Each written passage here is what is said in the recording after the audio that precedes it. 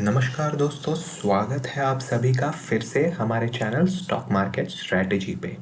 तो आज हम जिन स्टॉक्स के बारे में अभी चर्चा करने वाले हैं वो स्टॉक्स एक तरह से एग्री फार्मा बिजनेस से बिलोंग करते हैं। अभी आप सोच रहे होंगे एग्री फार्मा बिजनेस क्या है। तो एग्री फार्मा बिजनेस एक तरह से कंबाइंड बिजनेस है, एग्रीकल्चर रिलेटेड और फार्मा रिलेटेड।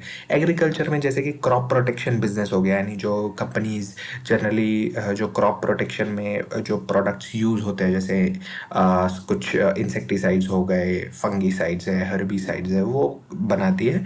और फार्मास्यूटिकल डेफिनेटली जो फार्मा रिलेटेड जो प्रोडक्ट्स है वो बनाती है। तो यहाँ पे मैंने उस हिसाब से नाम दिया है एग्री फार्मा बिजनेस, जो एक तरह से काफ़ी प्रॉफिटेबल बिजनेस भी है। और जो कोविड के चलते जो लॉकडाउन हुआ था, तो यही दो जो सेक्टर्स थे वो जिन्होंने काफ़ी बढ़िया तरीके से परफॉर्म किया था। और जो स्टॉक्स के बारे में हम बात करने वाले हैं वो एक तरह से फंडामेंटली स्ट्रांग है स्टॉक्स। तो हमेशा की तरह हम एक कंपैरेटिव एनालिसिस करेंगे इन स्टॉक्स का। हम देखेंगे इन कंपनीज का आरओसी कैसा है, इनका फ्री कैश फ्लोज कैसा है, नेट प्रॉफिट्स कैसे रहे इनके पिछले 5 साल में एवरेज।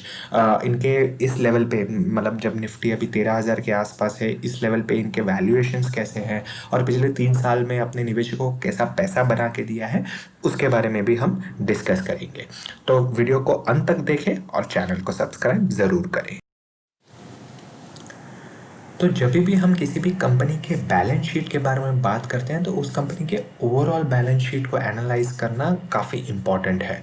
किसी भी एक पैरामीटर के बेस पे हम ये डिसाइड नहीं कर सकते कि उस स्टॉक में लॉन्ग टर्म इन्वेस्टमेंट किया जा सकता है या नहीं। हमें कुछ 4-5 पैरामीटर्स देखने पड़ते हैं, डिफरेंट 4-5 पैरामीटर्स, जिसके बेस पे हम ये डिसीजन ले सकते हैं कि इसमें इन्वेस्टमेंट किया जा सकता है।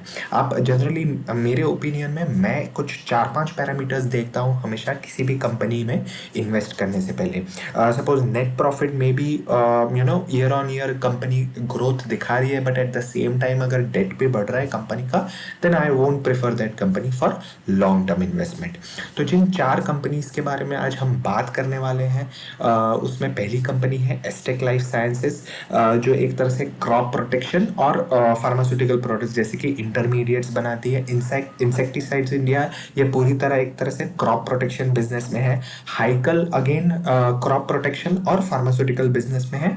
और बीएसएफ के वेरियस सेगमेंट्स है, उसमें से क्रॉप प्रोटेक्शन एक सेगमेंट है, और दूसरे भी सेगमेंट्स है जैसे कि कंस्ट्रक्शन के कुछ प्रोडक्ट्स से बनाती है, ऑटोमोबाइल सेक्टर में भी कुछ प्रोडक्ट्स बनाती है। तो ऐसे वेरियस सेगमेंट्स है।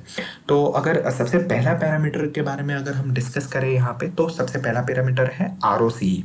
आरओसी होता है रिटर्न ऑन कैपिटल एम्प्लॉयड, यानी जो भी कंपनी अपना निवेश कर रही है उस पर उसको कितना रिटर्न मिल रहा है, उसे आरओसी कहते हैं।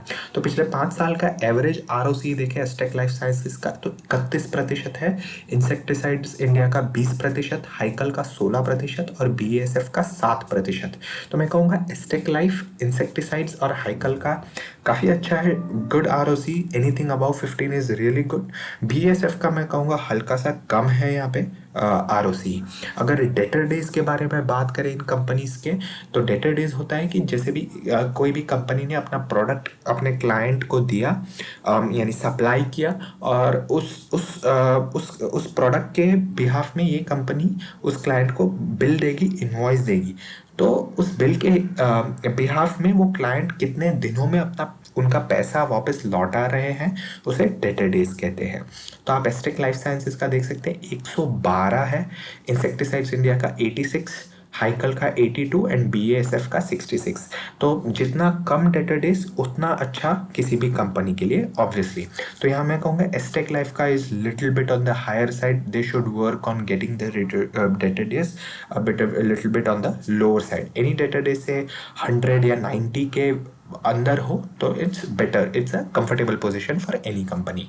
अगर इन कंपनीज के फ्री कैश फ्लोज देखें एज ऑन मार्च 2020, तो एस्टेक लाइफ साइंसेस के 114 करोड़ है, इंसेक्टिसाइड्स इंडिया के 200 करोड़, हाइकल के ऑलमोस्ट 100 करोड़ और बीएसएफ के 68 करोड़। तो फ्री कैश फ्लोज के टर्म्स में चारों ही कंपनियां काफ़ी अच्छे कंफर्टेबल पोजीशन में है। और फ्री कैश फ्लोज एक तरह से साइक्लिकल भी रहते हैं, यानी जो भी फ्री कैश फ्लोज है कंपनी के वो एक तरह से एक्सपेंशन प्लान्स में भी लगा देते हैं। अगर पिछले 5 साल के average debt to equity ratio के बारे में बात करें इन कंपनीज के, तो आप एस्टेक लाइफ साइंसेज का देख सकते हैं 0.8 है, इंसेक्टिसाइड्स इंडिया का 0.39, हाइकल का 0.94, BASF का 0.83। सो मैं कहूँगा काफ़ी कंफर्टेबल पोजीशन में भी नहीं है, बट हाँ ऑन द सेम साइड काफ़ी ज़्यादा भी नहीं है इनका डेट। एनी डेट से अबाउ 1 और से 1.2, हालांकि मैं 1 ही कहूँगा, आई विल कंसिडर 1। अगर 1 से ज़्यादा है तो I would say it's bit on the higher side, but मैं कहूँगा हाइकल का लिटिल बिट यहाँ पे बॉर्डर लाइन पे है, otherwise they are normal I would से।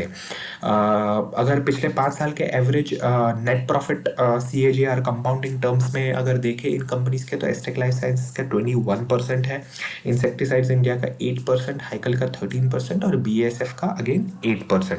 तो एस्टेक लाइफ एंड हाइकल ने काफ़ी अच्छी तरह से मेंटेन किया है अगर पिछले 5 साल के एवरेज नेट प्रॉफिट देखें तो चलिए अब देख लेते हैं इन कंपनीज के अभी वैल्यूएशंस कैसे हैं और अपने निवेशकों को कैसा पैसा बना के दिया है पिछले 3 साल में, वो भी हम जानेंगे।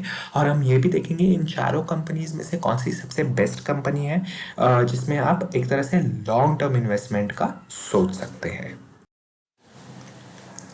तो किसी भी कंपनी का जब हम वैल्यूएशंस के बारे में बात करते हैं तो उस कंपनी के हम प्राइस टू अर्निंग रेशियो को चेक करते हैं। तो अगर यहाँ पे एस्टेक लाइफ साइंसेज का पी देखें तो 25 है, इंसेक्टिसाइड्स इंडिया का 13 है, हाइकल का 23 है और BASF का 17 है।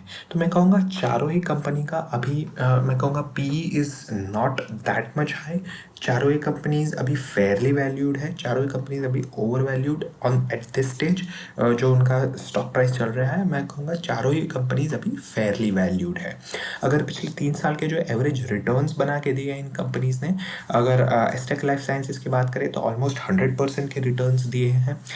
इंसेक्टिसाइड्स इंडिया ने -50%, हाइकल ने 6% के रिटर्न दिए और BASF इंडिया ने -21% के रिटर्न्स। देखिए चारों ही कंपनीज फंडामेंटली काफ़ी स्ट्रॉन्ग है, काफ़ी एक तरह से बिजनेस जो इनका जो है बिजनेस प्रोफाइल जो है वो भी काफ़ी तगड़ा है। क्रॉप प्रोटेक्शन और कुछ कंपनीज फार्मास्यूटिकल प्रोडक्ट्स भी बनाती है।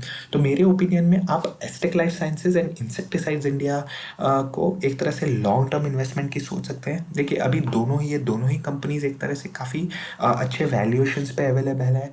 एस्टेक लाइफ साइंसेज एक दिग्गज प्रमोटर ग्रुप को बिलोंग करता है, गोदरेज ग्रुप, और काफ़ी अभी भारी गिरावट भी देखने को मिली थी क्योंकि कुछ इनके MD ने कुछ शेयर्स बेचे थे। तो we don't know the reason, it may be any XYZ reason क्यों उन्हें शेयर बेचे, we don't know, nobody knows that.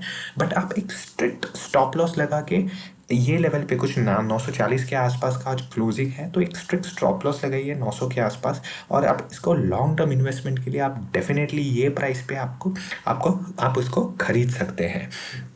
Insecticides India same काफ़ी बढ़िया शेयर है, फंडामेंटली स्ट्रॉन्ग है, नंबर्स भी अभी काफ़ी अच्छे आए थे इनके और काफ़ी अच्छे वैल्यूएशंस पे अवेलेबल है, इसलिए आप इंसेक्टिसाइड्स इंडिया को also you can consider for long term investment.